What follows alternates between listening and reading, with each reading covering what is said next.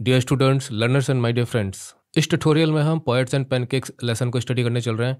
और ये lesson interesting भी है और ठीक से स्टडी करने के लिए इसके लिए काफ़ी टाइम होना चाहिए आपके पास। बट हम शॉर्ट में इसको समझाने की कोशिश करेंगे कि कोई भी चीज़ छूटे भी ना और छोटे से वीडियो में हम इसको समझ भी लें। और इस चैप्टर का जो भी मटेरियल है, हिस्ट्री मटेरियल जो हमें लगता है कि आपको देना चाहिए, वो सब आपको वेबसाइट पे मिल जाएगा। और कुछ क्वेश्चंस की बात की गई थी कि सर थोड़ा सा क्वेश्चंस भी डिस्कस किया करिए। तो देखिए, इसमें तो हम भाई चुपचाप स्टोरी को एक्सप्लेन करेंगे और जो भी इंटरेस्टिंग चीज़ें मुझे बतानी चाहिए मैं यहाँ पे बता दूंगा आपको। और इस पे बेस्ड डिफरेंट क्वेश्चंस पे अगर आप चाहेंगे कमेंट में लिखेंगे तो हम उस पे अलग से एक वीडियो बनाने की कोशिश करेंगे। यहाँ पे we will explain only the story, the content. लेकिन फिर भी मैं आपको एक झलक दिखा देता हूँ कि आप वेबसाइट पे जाके क्वेश्चंस को स्टडी कर सकते हैं। देखिए, ये है, आपको वेबसाइट पे मिल जाएगा। इसमें डिफरेंट क्वेश्चंस हैं। आप चाहे तो यहीं पे वीडियो को पॉज करके एक बार क्वेश्चंस पे नज़र डाल सकते हैं, किस प्रकार के क्वेश्चंस पूछे गए हैं। डिफरेंट डिफरेंट कैरेक्टर्स से, डिफरेंट डिफरेंट कैरेक्टर्स के बीच से रिलेट करते हुए क्वेश्चंस हैं। कंपैरिजन है, चाहे वो मेकअप डिपार्टमेंट हो, चाहे वो सुब्बू के बारे में हो, चाहे वो लीगल एडवाइज़र के बारे में हो, चाहे राइटिंग ऑफ अशोकामित्रन के बारे में हो, और कॉम्पिटेंसी फोकस्ड प्रैक्टिस क्वेश्चंस जो सीबीएसई ने देने शुरू किए हैं, तो सब आप स्टडी कर सकते हैं यहाँ पे जाके। अगर आप कहेंगे तो हम इसका ट्यूटोरियल बनाकर इन सब को एक्सप्लेन भी कर देंगे आपके लिए। तो let's return to our main text. इसका टाइटल ही है पोएट्स एंड पैनकेक्स। कभी आपने सोचा है कि इस टाइटल को हम थोड़ा सा देखें क्या है? अब पोएट्स की दुनिया तो क्या कह सकते हैं, हम कह सकते हैं कि they belong to the world of literature. हाँ, इमेजिनेशन उनकी ज़रूर होती है, बट वो साहित्य के वर्ल्ड को बिलोंग करते हैं। पैनकेक्स का क्या कहा जाए तो मेकअप है। अब ये आप कह सकते हो कि फिल्म वर्ल्ड जो है, फैशन इंडस्ट्री आप कह सकते हो, ग्लैमर के लिए इसका यूज किया जाता है। तो ये सारी की सारी world of art, beauty and all about physical beauty, और ये सब के सब जो है रचना संसार के धनी। तो इनका एक प्रकार से कहा जाए तो मेल बनता नहीं है, बेमेल हैं ये लोग। लेकिन बेमेल का मेल भी इसमें आपको देखने को मिलेगा, संगम मिलेगा आपको देखने का इनको। तो चलिए आगे बढ़ते हैं और यहाँ पे सबसे पहले इसको सब मिटा दें। About the author. ऑथर तो भैया आप बिल्कुल मत भूलिएगा, अशोका मित्रन। अशोका मित्र ने जो जेमिनी स्टूडियोज़, आप इसको जमनाई भी कह सकते हैं, बोथ प्रोनाउंसिएशंस आर करेक्ट, लेकिन यहाँ पे जमनाई आप बोलिए तो ज़्यादा बेटर रहेगा। तो वहाँ पे इन्होंने काम किया था। और जेमिनी स्टूडियोज़ के बारे में तो बाद में बात करेंगे, लेकिन इनका लाइफ स्पैन आप देख लीजिए, है ना। 2017 में जो ट्यूटोरियल्स बने होंगे उसमें इनको जीवित दिखाया गया होगा, but is no more now. और 1952 से लेकर 1966 तक इन्होंने लगभग 14-15 साल काम किया था जेमिनी स्टूडियोज़ में। और 1966 में इन्होंने छोड़ा था, और 1969 में, है ना, जो इसके मतलब कहा जाए जिन्होंने खरीदा था और इसको लॉन्च किया था, इसके ओनर आप कह सकते हो मिस्टर वासन, उनकी डेथ होती है। तो इसमें बताया गया है कि उन्होंने his years at Gemini Studios, तो जेमिनी स्टूडियोज़ में जो उन्होंने वक्त बिताया था, तो उस पर उन्होंने एक बुक लिखी थी जिसका नाम है माई ईयर्स विद बॉस। जब उन्होंने जेमिनी स्टूडियो छोड़ा था उसके लगभग 20 साल बाद उन्होंने पुस्तक लिखी थी, लेकिन इसमें उन्होंने सिर्फ 5 ईयर्स का जिक्र किया था। मैं इसमें आपको एक्स्ट्रा इन्फॉर्मेशन देता हूँ, जस्ट इन्जॉय दिस। उन्होंने 2016 में, आपको सारी की सारी जो है अमेजन पे मिल जाएंगी पुस्तकें, एक नई बुक लॉन्च की थी, और उसका टाइटल जो उन्होंने दिया था उसमें उन्होंने ज़्यादा कुछ लिखा था, 14 ईयर्स विद बॉस, ये उसका टाइटल था। तो उसमें उन्होंने ज़्यादा जिक्र किया है, लेकिन जब ये बुक का मैटर तैयार किया गया एनसीईआरटी ने, तो उस समय उनको यही बुक उपलब्ध थी जिसमें 5 साल का जिक्र था, माई ईयर्स विद बॉस। तो अशोका मित्रन का क्या काम था, वो स्टूडियो में क्या वर्क करते थे, वो तो हम देखेंगे आगे चल के। लेकिन जहाँ तक जेमिनी स्टूडियोज़ की बात है, क्योंकि इसी वर्किंग प्लेस पर जो कुछ भी होता था उसी को यहाँ पे डिस्क्राइब किया गया है। और अगर हम थीम की बात करें तो अपनी तरफ से थीम देने की बजाय बुक में ही इसका जिक्र किया गया है। देखिए, यहाँ बुक में देख सकते हैं, यहाँ पे थीम भी बताई गई, an account of events and personalities, मतलब एक विवरण उन्होंने दिया है वहाँ पे क्या क्या घटनाएं घटती थी, क्या क्या होता था, और वहाँ पे किस तरह के लोग काम किया करते थे फिल्म कंपनी में, क्योंकि फिल्म स्टूडियो था। और अर्ली डेज ऑफ सिनेमा की बात की गई है, सिनेमा के शुरू के दिन इंडिया में फिल्म स्टूडियोज़ कैसे वर्क करते थे। और सब थीम है पोएट्स एंड राइटर्स का फिल्म इंडस्ट्री में, उसके वातावरण में उनका किस प्रकार से यहाँ पे मेल दिखाया गया है। तो जिस प्रकार से यहाँ लिखा गया है कि आपको इसमें ह्यूमर मिलेगा, सटायर मिलेगा, है ना, और थोड़ा चैटी स्टाइल में, जैसे बातचीत करते हुए चीज़ों को लिखते हैं ना, कभी फुदक के दूसरे टॉपिक पे चले गए, फिर वहाँ बात करना शुरू किया, वहाँ किसी का जिक्र हुआ तो फिर उसका शुरू हो गया, इस टाइप से। तो ये रीडर्स को काफ़ी इंट्रीग भी करती है। तो हम ये कह सकते हैं कि ये जो पैनकेक्स वाला जो पोएट्स एंड पैनकेक्स का जो लेसन है, इसमें ह्यूमर भी है, नॉस्टैल्जिया है, सटायर है एंड आयरनी है। यहाँ पे लॉयल्टी की बात होगी, फ्रस्ट्रेशन की बात होगी, जेलसी की होगी, सडन सक्सेस की भी बात होगी, जो कि एक्टर्स के बारे में आप पढ़ेंगे, वर्क प्लेस और उसकी हायरार्की, और हायरार्की की वजह से जो उसका रिजल्टिंग इम्पैक्ट पड़ता है वो पढ़ना है। कोर लॉजिक के बारे में हम पढ़ेंगे, जब हम लॉयर के बारे में पढ़ेंगे, लीगल एडवाइज़र के बारे में पढ़ेंगे जो अपने आप को मिसफिट पाता है इस ड्रीमी वर्ल्ड में। क्योंकि जेमिनी स्टूडियो के वर्क प्लेस के जो बिहाइंड द सीन्स हैं, उसके जो डायनामिक्स थे, यानी पर्दे के पीछे किस प्रकार से फ़िल्म को सफल बनाने में, उसको तैयार करने में किन-किन लोगों का हाथ होता है, besides the characters performing in the film. तो उनके आपस के इंटरेक्शन को बताया गया है और कल्चरल डाइवर्सिटी का भी इसमें थोड़ा-सा हम ज़िक्र देखेंगे। World of literature, world of films का जैसे मैंने बताया कि मेल भी हम देखेंगे। तो वो सब कुछ हमें पढ़ना है यहाँ पे। जेमिनी स्टूडियो कहाँ पे था? चेन्नई में, 1940 में। इसके बारे में थोड़ा-सा बाद में आपको बताता हूँ, पहले थोड़ा-सा पढ़ लेते हैं। It was one of the most influential film producing organisation of India, ठीक है? बहुत ही सफल फ़िल्म स्टूडियो था और प्रीमियर स्टूडियोज़ भी इसकी गिनती होती थी। In the early days of Indian film making, मतलब शुरुआत में जो फ़िल्म, अब 1940 की बात है ना, 1947 में हमें आज़ादी मिली थी, उससे पहले की बात है। तो हमारे early Indian film making days होंगे वो। इट्स फाउंडर वाज़, हाँ, भाई इन्हें हम कैसे भूल सकते हैं, एस.एस. वासन। इनके बारे में क्या कहा जाए? He was the boss of Tamil cinema at that time. क्या बड़ी-बड़ी फ़िल्में इन्होंने दी। अपने एक मित्र से ही उन्होंने फ़िल्म प्रोडक्शन कंपनी, है ना, उसको उन्होंने खरीद कर, जब वो बिक रही थी, जेमिनी स्टूडियो से लॉन्च किया। जेमिनी जो है एक ज़ोडिएक साइन भी है, राशि का, मिथुन राशि का चिन्ह भी है, जो ट्विन्स उसमें दिखाए जाते हैं। और एस.एस. वासन का एक मतलब ये हॉर्स रेसिंग में भी पार्टिसिपेट करते थे। तो उसमें उनका एक घोड़ा था जिसका नाम था जेमिनी। तो उनके लिए लकी था, तो उन्होंने जेमिनी स्टूडियो उसका नाम रख दिया और लोगो भी जेमिनी ट्विन्स के नाम से या जेमिनी ट्विन्स के नाम से, जो घर-घर की पहचान बन गया था। मुझे याद है बचपन में फ़िल्म, अब मैं मतलब इस चीज़ को ये ध्यान मिला पा रहा हूँ कि फ़िल्म लॉन्च होती तो शुरू में किसी भी फ़िल्म का लोगो आपको दिखाया जाता है। तो बिगलू बजाते हुए 2 बच्चे छोटे-छोटे। तो 1940 में इसे खरीदा गया था, लेकिन सबके दिन होते हैं। लगभग 1975 तक ये चला और फिर वक़्त की गर्दिश में समा गया। इसको जो है कोलकाता में पार्क ग्रुप्स ऑफ होटल ने खरीद लिया और 2002 में यहाँ पर 5 स्टार खोला, जो कि चेन्नई की शान भी है। और अगर साउथ के नहीं है और नॉर्थ इंडियन है, हिंदी फ़िल्म देखना पसंद करते हैं, तो मैं आपको बता देता हूँ कि आप वैसे तो साउथ फ़िल्म इंडस्ट्री के लिए फ़िल्में बनाया करते थे, लेकिन अब जैसे एक फ़िल्म का उदाहरण लीजिए, उनका जो मैग्नम ओपस जिसे कह सकते हैं कि उनकी मास्टरपीस, जिसमें उन्होंने काफ़ी कुछ पैसा लगाया, इन्वेस्टमेंट किया चंद्रलेखा के नाम से, जिसमें उन्होंने संपत्ति को गहने तक गिरवी रख दिए थे 1943 में, से 1948 के बीच में बनी। तो साउथ में उतनी सफल नहीं रही, लेकिन उन्होंने उसी मतलब उसी साल 1948 में जब उन्होंने नॉर्थ इंडियन फ़िल्म इंडस्ट्री के लिए लॉन्च किया, थोड़े बहुत चेंजेस के साथ-साथ, तो ये काफ़ी सफल रही। वहाँ तो मतलब अपने कॉस्ट को भी रिकवर नहीं कर पाई थी। लेकिन जब नॉर्थ इंडियन फ़िल्म इंडस्ट्री में, मतलब यहाँ पे हिंदी भाषी लोगों के बीच में जब काफ़ी सफल हुई, तो एक प्रकार से साउथ, जो आजकल आप साउथ की फ़िल्में बहुत देखते हैं, तो साउथ फ़िल्म इंडस्ट्री को नॉर्थ इंडिया में एक पहचान मिली हिंदी फ़िल्म इंडस्ट्री में। और फिर साउथ इंडियन फ़िल्म्स के हिंदी वर्जन्स रिलीज़ होने शुरू हुए। इस फ़िल्म में उन्होंने सर्कस के काफ़ी जानवरों का भी इस्तेमाल किया है, तो आप ज़रूर वॉच करिए। फ़िल्म का नाम उन्होंने यही रखा था हिंदी में। और अगर आप प्योर हिंदी में बनी फ़िल्में देखना चाहते हैं, तो उन्होंने हिंदी फ़िल्म बनाई है, जैसे इंसानियत है, पैगाम है, ये हिंदी फ़िल्म्स ही बनाई है। आप उन्हें देखेंगे तो उसमें आपको वो लोगो भी नज़र आएगा और आप देखेंगे वहाँ पे जो इसके प्रोड्यूसर हैं, वासन का भी नाम नज़र आएगा।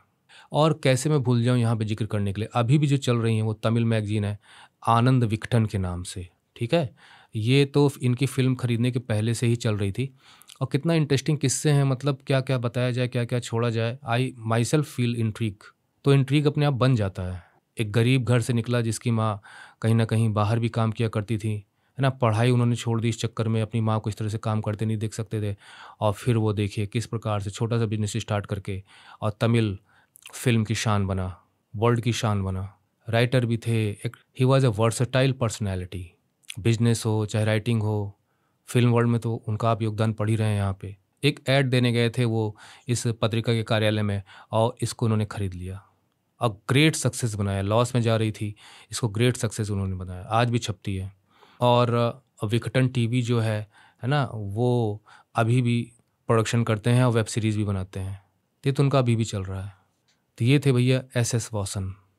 The duty of Ashokamitran in Gemini Studios was to cut out newspaper clippings on a wide variety of subjects and store them in files. तो अशोका मित्रन की ड्यूटी आपको पता चल गई क्या थी? जेमिनी स्टूडियो में उनकी ड्यूटी ये थी कि वो न्यूज़पेपर की क्लिपिंग्स को काटते थे, है ना? डिफरेंट जो न्यूज़ आइटम्स छपते थे उसमें जो भी फ़िल्म से रिलेटेड जो भी मैटर कर सकता था, तो वो उनको छापते, उनको स्टोर करते रहते थे, कि कब ज़रूरत पड़ जाए फ़िल्म में। तो अभी तो इंटरनेट पे आप ढूँढ लेते हो, आपको रिकॉर्ड नहीं रखना पड़ता। तो उस वक़्त जो है पेपर में कोई भी मतलब की चीज़ जिसे आगे चल के फ़िल्म में यूज़ किया जा सकता है, तो उसकी सारी स्टोरिंग होती थी। और कहीं न कहीं ये एक प्रकार से आप कह सकते हो साइटेशन का काम करता होगा कि भाई ये चीज़ें सही हैं। अखबार में कभी छपी थी। और कई कई बार तो उनके मॉडिफिकेशंस बनाने पड़ते थे, तो उनको हैंड से लिखना पड़ता था कटिंग की बजाय। Although he performed N insignificant function, तो लोगों की नज़र में ये रहता था कि भाई ये तो कटिंग ही करता रहता है, कौन सा बहुत बड़ा काम है। तो इनसिग्निफिकेंट फंक्शन, क्योंकि इसमें देखिए ह्यूमर भी है। और साथ में नॉस्टैल्जिया इसलिए है कि भाई पुरानी यादें हैं इसके अंदर, है ना। और साथ में सटायर भी है, व्यंग भी आपको देखने को मिलेगा। तो वो चीज़ों के लिए आप रेडी रहिए। ही was the most well informed, सबसे ज़्यादा फिल्म इंडस्ट्री में, जिसमें ये फिल्म स्टोरी की बात करें, अशोका मित्रन, है ना, सब ज़्यादा जानकारी रखने वाले, क्या हो रहा है क्या नहीं हो रहा है, आप कह सकते हैं करेंट अफेयर्स और नॉलेजेबल पर्सन था उस वक्त वहाँ पे जेमिनी फैमिली का। The following is an exert from his book my years with boss book, है ना, वो जो 5 साल वाली थी, उसके कुछ हिस्से यहाँ दिए गए हैं, उनको आपको पढ़ना है। ये जो आप देख रहे हैं आपको डायरेक्ट पढ़ना है, वेबसाइट पे जाइए, सब आपको मिल जाएगा। और नहीं तो ये सब कुछ कुछ आएगा इसके अंदर, तो वहाँ हम इसका डिस्कस कर देंगे। और मेरे ख्याल से जिन्हें शुरू का पोर्शन मैंने यहाँ पे दे दिया था आपको शुरू में ही कि भाई अगर आप इसके इंट्रोडक्शन को नहीं लेना चाहते हैं, तो आप डायरेक्ट स्टोरी पे जाना चाहते हैं, तो आप स्किप करके पहुँच सकते हैं। बैनर दिया था। तो अब चलते हैं, स्टोरी को स्टार्ट करते हैं। पैनकेक वो the brand name of the makeup material, देखिए जो है मैक्स फैक्ट्री जो है, वो the brand name of the makeup material, वो the brand name of the makeup material that Gemini Studios brought in truckloads, वो the brand name of the makeup material that Gemini Studios bought in truckloads. दरअसल जो max factory थी, तो वो जो product तैयार करती थी मेकअप मटेरियल से रिलेटेड, तो उसी प्रोडक्ट में एक ब्रांड था जिसका नाम था पैनकेक। तो उसका यूज़ होता था उस वक्त फिल्म स्टूडियोज़ में, जिसमें जेमिनी स्टूडियोज़ भी यूज़ करता था, और ट्रक भर भर के वो आया करता था ये पैनकेक मटेरियल। हालांकि मुझे लगता है यहाँ पे हाइपरबोल का यूज हुआ, अतिशयोक्ति अलंकार का यूज हुआ है, क्योंकि ट्रक लोड का मतलब ये है कि भाई ट्रक भर भर आएगा।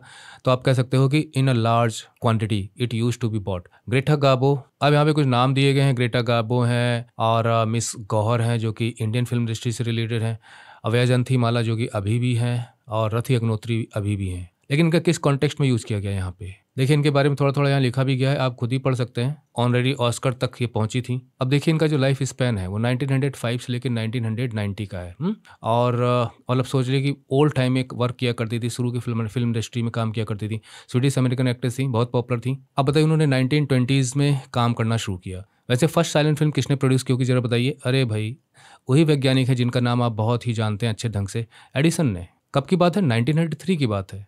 The great train robbery 12 minute की, और हम तो लगभग 8-10 साल पीछे ही रहते हैं। तो 1913 में इंडिया में बनी राजा हरिश्चंद्र। पहली साउंड फिल्म यहाँ पे 1927 में बनी, जिसे टॉकी कहा जाता था, और भारत में 1931 में बनी, इसमें तो हमने जल्दी बना ली। आला मारा जिसको कहा जाता है फर्स्ट साउंड फिल्म, बोलती फिल्म, तो वो दौर की थी हैं। अब मिस गौहर की हम बात करें तो एक्ट्रेस, प्रोड्यूसर, सिंगर, खुद का भी फिल्म स्टूडियो उन्होंने खरीद लिया था। इनका जो लाइफ स्पैन है वो लगभग 1910 से लेके 1985 तक, मतलब ये इनसे पहले भी चली गई ये ग्रेटा गाबो से। और वैजंती माला की बात करें तो क्या कहना है, फिल्म इंडस्ट्री की शान रही हैं, आज तो राज्यसभा सदस्य हैं वो। शी वॉज बॉर्न इन 1933, हालांकि इनसे बाद में इनका जन्म हुआ। She was the first female superstar आप कह सकते हो। पद्म विभूषण से सम्मानित हैं, और इन्होंने तो 5 फिल्म फेयर अवार्ड्स जीते हैं भैया। गंगा जमुना फिल्म हो, संगम हो, देवदास हो, साधना हो, पद्म विभूषण उन्हें 2024 में ही मिला है ना। पिछले साल जो उन्होंने ट्यूटोरियल बनाए होंगे उनके पास ये ना रहा होगा वैजंती माला। देखिए हमारी फिल्म की शान रही हैं। रति अग्निहोत्री अभी भी जीवित हैं, और रति अग्निहोत्री की भी फेमस फिल्में हैं, एक दूजे के लिए है या कुली फिल्म उनकी देख सकते हैं। तो ये इस समय की हैं, हम कह सकते हैं कि मॉडर्न एरा की। 1960 में शी वॉज बॉर्न। तो अशोका मित्र ये कहते हैं कि देखो भाई, ये जो ग्रेटा गाबो हैं, मिस गौहर हैं, वैजंती माला, तो उन्होंने हो सकता है इस पैनकेक मटेरियल को यूज़ किया हो, लेकिन रति अग्निहोत्री ने may not have even heard of it. तो उन्होंने शायद इसका नाम भी ना सुना होगा, क्योंकि आजकल तो जो है क्रीम निकाल के लोग लगा लेते हैं, फाउंडेशन जो आते हैं उनको तैयार कर लेते हैं। तो ये जो पैनकेक था आप कह सकते हो कि वाटर बेस्ड है, ऑयल बेस्ड फाउंडेशन हुआ करता था, टिकिया के तौर पे होता था, केक के तौर पे होता था, निकालते थे उसको लोग ऐसे स्पंज से, है ना, करके निकाल के चेहरे पर लगा लिया करते थे, पोत लिया करते थे। अब तो क्रीम बेस्ड आने लगे हैं। तो वो कहते हैं कि ऐसा रहा होगा। तो उसकी ओल्डनेस के बारे में बताते हैं। The makeup department of the Gemini Studios was in the upstairs of the building that was believed to have been Robert Clive stables. तो यहाँ तो हम लोग समझने की ज़्यादा जरूरत नहीं है, रॉबर्ट क्लाइव आप जानते ही हैं। एक प्रकार से कहा जाए तो भारत में ब्रिटिश राज की स्थापना का श्रेय इनको जाता है। बैटल ऑफ प्लासी और बैटल ऑफ बक्सर आपने सुनी होगी। बैटल ऑफ प्लासी के ये नायक थे, 1757 में लड़ी गई थी लड़ाई, और बंगाल प्रेसिडेंसी के फर्स्ट गवर्नर भी थे ये। तो उनके जो स्टेबल्स थे जहाँ पे घोड़े वगैरह और जानवर वगैरह बांधे जाते थे, तो उस कंपाउंड में ये है स्टूडियोज़ अप स्टेयर्स में। तो एक प्रकार से कहा जाए तो फिल्म दृष्टि, तो एक प्रकार से जेमिनी स्टूडियोज जो है वो फर्स्ट फ्लोर पे रहा होगा। और भी दर्जन भर बिल्डिंग्स की यहाँ बातचीत हो रही है। और in the city that are set to have been his residence, तो कोई एक मकान नहीं, उनसे जुड़े हुए तमाम मकान थे वहाँ पे। फॉर इज़ ब्रीफ लाइफ, हाँ उनका जीवन जो है छोटा रहा, सिर्फ 49 ईयर्स तक का उनका जीवन था, 1785 से लेके और 1774 तक। और जो पढ़ने को मिलता है कि ही कमिटेड सुसाइड। इतना फॉर्चून बनाने के बाद, इंग्लैंड लौटने के बाद उनको केस वगैरह चलता है उनके ऊपर और वो परेशान होते हैं, जो कुछ भी यही कमिटेड सुसाइड। क्या सीखा जाए जीवन का लेसन? हैं? एक क्लर्क से, मामूली क्लर्क से, एक पेपर वर्क करने वाले से, लाइब्रेरी में काम करने वाले से आदमी गवर्नर की पोस्ट तक पहुंचा। लाइफ ये भी है, लाइफ छोटी भी है, लेकिन देखिए इतिहास के पन्नों में दर्ज है। No need to live a long life, just live a meaningful life. तो उनके बारे में बताया जा रहा है कि हाँ, मद्रास में उनका ब्रीफर स्टे के बारे में बताया गया है कि उनके तो कई से रेसिडेंट्स थे, मद्रास में तो उनका कम ही समय बीता। Robert Clive seems to have done a lot of moving, काफ़ी उनका मूवमेंट होता रहता था। भाई देखिए बहुत इंपॉर्टेंट पर्सन थे, यहाँ वहाँ आना जाना होता ही रहता। बिसाइड्स फाइटिंग सम इम्पॉसिबल बैटल्स, कुछ इम्पॉसिबल बैटल्स भी उन्होंने फाइट की जिसमें जीतना मुश्किल था। कहाँ बंगाल की आर्मी है, कहाँ इनके गिने चुने सैनिक, उसके बावजूद बैटल ऑफ प्लासी उन्होंने 1757 जीती थी। ये रिमोट कॉर्नर्स ऑफ इंडिया का मतलब वो है, रिमोट माने दूर दराज, तो भारत के कोने अतरों में, मतलब दूर दराज के क्षेत्रों में इन्होंने लड़ाइयाँ लड़ी। And marrying a maiden in Saint Mary's, तो ब्यूटीफुल मेडन, कुंवारी कन्या से उन्होंने सेंट मैरीज चर्च में शादी की, जो कि जो किला है फोर्ट सेंट जॉर्ज, उस कंपाउंड में है ये चर्च। अब फोर्ट सेंट जॉर्ज की अगर हम बात करें तो ये 1639 से लेकर 1644 तक तैयार हुआ और इसी के आसपास शहर जो डेवलप हुआ वो मद्रास के नाम से और चेन्नई के नाम से जाना जाता है। और सेंट मैरीज चर्च वहाँ पे इन लोगों ने मिलकर खुद ही चंदा उंदा लगा बना लिया था, वहाँ पे जो लोग रहते थे, जो अंग्रेज़ लोग। ये 1678 से लेके 1680 के बीच में तैयार हुआ और इसी चर्च में इन्होंने अपनी शादी की थी। और अब इसी फोर्ट सेंट जॉर्ज के ही कंपाउंड में, जहाँ तक मेरी नॉलेज है, तमिलनाडु की लेजिस्लेटिव असेंबली है। तो मार्गरेट मस्कलाइन से उन्होंने शादी की थी। तो आगे चलते हैं, तो यहाँ तो काफ़ी कुछ आपको नहीं ध्यान देना है, लेकिन अब यहाँ पे बात आती है मेकअप रूम की। इससे रिलेटेड क्वेश्चन ज़रूर पूछे गए हैं। Had the look of a hair cutting salon, तो वो हेयर कटिंग सैलन की तरह दिखता था, जहाँ पे बाल कटवाने जाते हैं, है ना, चारों तरफ लाइट लगी रहती हैं, with lights at all angles, चारों तरफ से लाइट लगी हुई हैं। Around half a dozen large mirrors, बड़े बड़े लगभग आधा दर्जन शीशे लगे हुए हैं। आप सही बताया उन्होंने। आप हेयर कटिंग सैलून की तरफ आप नज़र डालिए तो आपको पता चलेगा, ठीक उसी तरह से बैठ जाते हो, बाल काटते रहते हैं, उसी प्रकार से ना ज़्यादा मूवमेंट आप कर नहीं सकते हो, नहीं कैंची उची चल जाएगी। उसी प्रकार से वहाँ पे बताते हैं कि उसी तरह से हुआ करता था, बड़े बड़े मिरर्स लगे रहते थे। देवर ऑल इनकैंडिसेंट लाइट। आजकल तो आप जो लाइट यूज़ करते हैं, एलईडी बल्ब वगैरह यूज़ करते हैं, उस वक्त क्या है कि इनकैंडिसेंट लाइट्स यूज़ होती थी, लगभग पीली रोशनी देती थी, अंदर फिलामेंट होता था और वो गर्म होती थी लाइट्स। अगर आप उसके आसपास रहेंगे और ज़्यादा पावर की लाइट है तो वो लाइट कंज्यूम भी बहुत ज़्यादा करती थी, आज की एलईडी की तरह से नहीं थी, और काफ़ी हीट उसमें से आपको महसूस होगी, रेडिएट होकर निकलती थी। सो यू कैन इमेजिन, आप अंदाज़ा लगा सकते हैं कि फायरी मिजरी, आग उगलती ये जो लाइटें थीं। मिजरी का मतलब ये हो गया कि भाई उनकी दुर्दशा, बदहाली, लाचारी, असहाय से बैठे रहते थे, जैसे सैलन में आप बैठे रहते हैं, जैसे घुमाता है सिर घुमा लेते हो, तो उनकी दुर्गति हो जाती थी उसमें बैठे बैठे। ऑफ दो सब्जेक्टेड टू का मतलब जिनको सामना करना पड़ता था मेकअप का उस दौरान, मतलब मेकअप उनके ऊपर पोता जाता था, तो इसी कंडीशन में पोता जाता था। तो ये इनकी तो भाई सिचुएशंस होती थी जो कि कंफर्टेबल नहीं थी। The makeup department was first headed by a Bengali. पहले तो भैया मेकअप डिपार्टमेंट का जो मुखिया था वो बंगाली था, और who became too big for a studio. अब too big for a studio का मतलब ये हो गया कि भाई हम इसके दो अंदाजे लगा सकते हैं, क्योंकि छोड़ के चला गया वो, ठीक है, कि वो इतना बड़ा हो गया कि उसने ज़्यादा सैलरी मांगी होगी, भाई मैं तो ज़्यादा काम वाला हूँ, मेरा ज़्यादा एक्सपीरियंस हूँ, मेरा ओहदा और बड़ा होना चाहिए, मुझे और सैलरी मिलनी चाहिए, तब चला गया। या उसे लगा कि भाई ये जगह जो है इससे ज़्यादा पेमेंट मुझे दूसरी जगह मिल रहा है, मेरी काबिलियत दूसरी जगह है, तो मैं वहाँ छोड़ के चला जाऊँ। तो उसे मतलब वो मिसफिट अपने को समझ के वहाँ से छोड़ छाड़ के चला गया, अपने को ज़्यादा इंपॉर्टेंट समझते हुए। ही वॉज सक्सीडेड बाई ए महाराष्ट्रियन। काम तो रुकता नहीं है, the show must go on, तो अब उसकी जगह लेने आया एक महाराष्ट्रियन। वॉज असिस्टेड बाई ए धारवाड़ खनडिगा। कर्नाटका में धारवाड़ जिला है तो वहाँ का रहने वाला। एंड आंध्रा, अब देखिए यहाँ पे एक महाराष्ट्र का है, एक कर्नाटक का है, एक आंध्र प्रदेश का है। आज आंध्र प्रदेश एक अलग प्रदेश है, लेकिन उस वक्त तो नहीं था। अ मैड्रास इंडियन क्रिश्चियन, तो मैड्रास का रहने वाला एक इंडियन क्रिश्चियन था। एंड एंग्लो बर्मीज, बताइए। And the usual local Tamil से, कुछ वहाँ के मतलब तमिल फिल्म इंडस्ट्री थी तो कुछ वहाँ के लोकल तमिल हुआ करते थे। तो मेकअप डिपार्टमेंट के डिफरेंट एलिमेंट्स को आप समझ लीजिए, देख लीजिए ना। All this shows that there was a great deal of national integration. अब ये टर्म यूज हुआ है तो बहुत ही आसान इसको समझना। इंटीग्रेशन का मतलब होता है कि आप आके जगह जगह से जाके एक जगह संगम होता है, आप मिलते हो, यूनिफाई होते हो। तो उस वक्त भारत के कोने कोने से अलग अलग जगह से लोग आकर अगर किसी एक जगह पे इकट्ठा हो रहे हैं, जैसे कि आज की सिटीज़ हैं, रेलवे स्टेशंस हैं, ट्रेन्स भी नेशनल इंटीग्रेशन का काम करती हैं, एरोप्लेन्स हैं, मतलब जहाँ पे डिफरेंट डिफरेंट जगह से आके डाइवर्सिटी हमें देखने को मिलती है, वो एक हो रहे हैं तो वो इंटीग्रेट हो रहे हैं। अब ग्रेट डील का मतलब होता है काफ़ी हद तक। तो ये कह रहे हैं कि ये सब इन सब से ये पता चलता है कि नेशनल इंटीग्रेशन का भी एक एग्जाम्पल था ये फिल्म स्टूडियो, क्योंकि इसमें लोकल से नहीं, एक ही जगह के नहीं, वर्सेटाइल प्लेसेस के, डिफरेंट प्लेसेस के लोग इकट्ठा होते थे और डिफरेंट प्लेसेस एक नेशन से संबंधित थी। तो राष्ट्रीय एकीकरण वहाँ देखने को मिलता है, राष्ट्रीय एकता देखने को मिलती है long before A I R all India radio है एंड दूरदर्शन। तो देखिए, ऑल इंडिया रेडियो पंचरंगी कार्यक्रम विविध भारती का आज भी पेश करता है।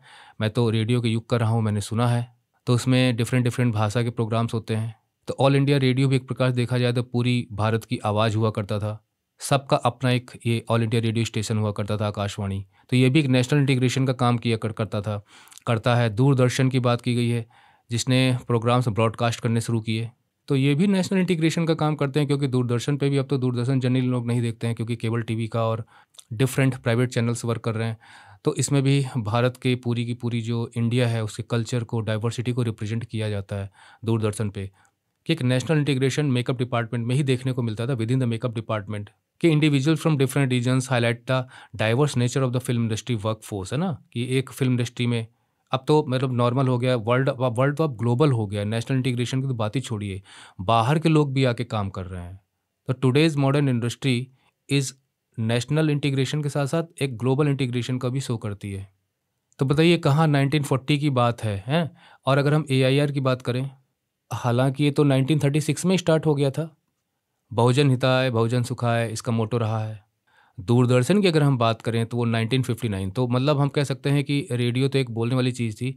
फिल्म इंडस्ट्री की बात करें तो हम टीवी से इसको जोड़ सकते हैं, तो कि 1959 में तो पहले ही जो टीवी पे जो चीज़ें देखने को मिली कि दुनिया भर के लोग, भारत के लोग मिल जाते थे वहाँ पे कोने कोने के, वो चीज़ तो फिल्म इंडस्ट्री के वर्कफोर्स में दिखाई देती थी, यहाँ पे जेमिनी स्टूडियो में। इसका मोटो क्या है बच्चों, बताओ? सत्यम शिवम सुंदरम। तो एक प्रकार से it was mirror of the nation with diverse language speaking people, following culture different, different heritage भी आप कह सकते हो, सब जाके इकट्ठा हो रहे हैं। The gang of nationally integrated makeup team, तो अब यहाँ पे इन्होंने गैंग कह दिया, जो कि फन है। तो राष्ट्र में कोने कोने से आए हुए लोग, नेशनली इंटीग्रेटेड जो मेकअप टीम बनी थी, मेकअप मैन, मेकअप डिपार्टमेंट काम करने वाले लोग थे, could run turn any decent looking person. अब वो ये बता रहे हैं कि मेकअप डिपार्टमेंट के लोग जब मेकअप का यूज करते थे तो किसी भी अच्छे भले दिखते हुए व्यक्ति को into a hideous crimson hued monster में कन्वर्ट कर सकते थे। इनके सब के मीनिंग आपको सब हमारी वेबसाइट पे मिल जाएंगे। हमने सब वहाँ पे वोकैबुलरी आपको दी हुई है, ग्लोसरी दी हुई है। यहाँ सिर्फ आप टेक्स्ट को समझ लीजिए, जिससे कि कोई भी क्वेश्चन का आंसर आप देख सकें। तो अच्छे भले दिखते हुए लोग को, है ना, उस वक्त जो मेकअप था वो पोता जाता था, तो उस मेकअप के मटेरियल से किसी भी अच्छे भले दिखते व्यक्ति को वो एक बहुत ही घृणित, जिसे देख के थोड़ा सा एक्सट्रीमली अगली, टेरिफाइंग, वेरी अनप्लीजेंट जैसा बना देते थे उसको, है ना। देख कर उसकी सूरत बिगाड़ देते थे एक प्रकार से। लेकिन फिल्म में वो कैमरा में जब शूट होता था तो उसमें उनका चेहरा बहुत गोरा गोरा सा, साफ साफ दिखाई देता था।